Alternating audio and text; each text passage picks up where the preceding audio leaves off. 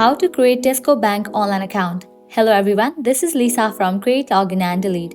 Now let's get started. Launch any of the browser. Here we go. At the top you will see the search box. Over there type in Tesco Bank and search for it.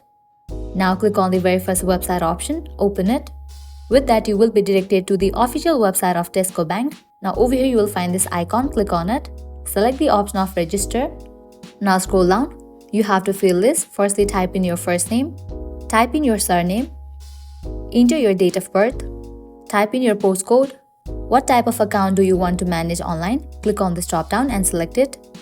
Based on the card you have selected, type in your number over here. Become part of the wider Tesco family and opt in to receive offers and promotions straight to your inbox. You can check in for these options. Now type in your email address over here. After you provide all the details, click on the option of next. With this, you will be directed to another page for the further procedure and your account will be created. So this is how you can create Tesco Bank online account. At the end, if you guys find this video helpful, don't forget to like, share and subscribe. Thank you.